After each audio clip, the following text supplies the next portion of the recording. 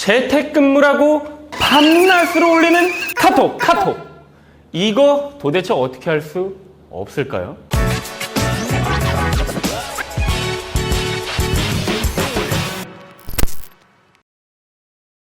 네, 오늘은요, 스마트워크의 양면성에 대해서 좀 살펴볼게요. 최근에 코로나19 사태로 인해서 재택근무가 늘어나고 있죠.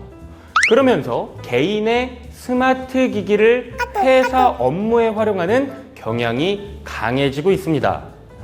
우리나라 직장인의 상당수가 사무실 밖에서 휴대폰, 태블릿 PC 등 스마트 기기로 회사 업무를 하고 있는데요. 스마트워크는요, 근로자가 회사라는 정해진 장소와 특정한 시간에 구애받지 않고 자유롭게 업무를 수행할 수 있다는 장점이 있습니다. 다양한 인터넷 매체에 손쉽게 접속해서 업무에 필요한 정보를 수집하는 것이 가능하고 회사 동료 간의 업무 관련 사항을 공유하기도 굉장히 편리하죠. 그래서 기업은 스마트워크의 장점을 활용해서 회사의 경비도 절감하면서 업무 효율과 생산성을 극대화시킬 수 있는 겁니다. 하지만 스마트워크가 주는 편리함의 이면에는요, 존재하고 있는 여러 가지 문제점들이 최근 사회적 이슈가 되고 있어요. 과거 국가인권위원회가 발표한 정보통신기기에 의한 노동인권 침해 실태조사 결과에 따르면요, 업무에 가장 많이 쓰이는 스마트 기술로 카카오톡을 꼽았으며 상당수가 휴일이나 퇴근 후에도 이를 통해 업무 지시를 받거나 내린 적이 있다라고 답했습니다. 물론 이 스마트 기기로 인해서 업무의 효율이 향상된다라는 긍정적인 의견도 있었지만 사생활이 침해된다, 노동 통제가 강화된다, 노사 간의 불신이 증대된다, 작업량이 오히려 증가한다 라는 등의 부정적인 의견이 더 많은 것으로 나타났습니다. 그러면 스마트워크와 프라이버시는 어떤 상관관계가 있을까?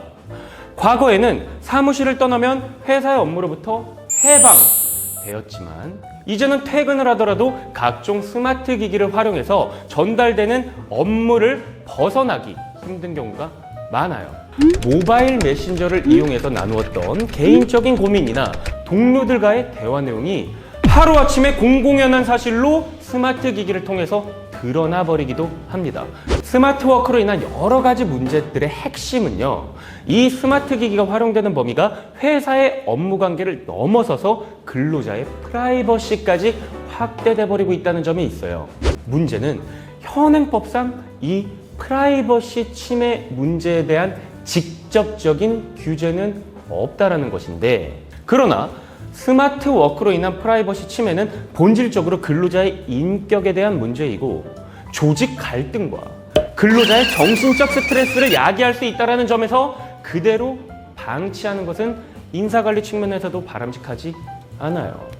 그러면 스마트워크 시대의 인사관리는 어떻게 해야 되는 것일까? 현실적으로 회사 생활에서의 프라이버시를 구분하는 것은 쉽지 않겠지만 이 스마트워크를 통해서 근로자의 프라이버시가 침해되는 구체적인 문제 사례들을 묶어가지고 스마트워크 가이드라인과 같은 인사관리 정책으로 시행하는 것은 가능하리라고 생각이 됩니다. 또한 어떠한 경우에도 사생활의 영역을 침범하여서는 안 되며, 또한 근로자 개인의 허락이나 동의가 있는 경우에 한해서 이 스마트워크가 적용될 수 있다고 보아야 될 것 같아요.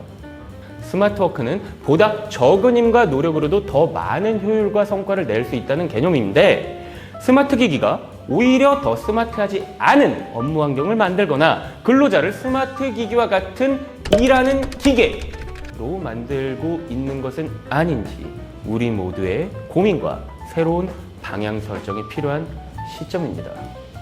네, 그래서 오늘은 이 코로나19 사태와 이에 따라서 늘어나는 재택근무, 그리고 스마트워크, 나아가서 프라이버시의 문제까지 함께 다뤄봤습니다. 제 영상 좋으셨다면 좋아요, 구독 부탁드릴게요.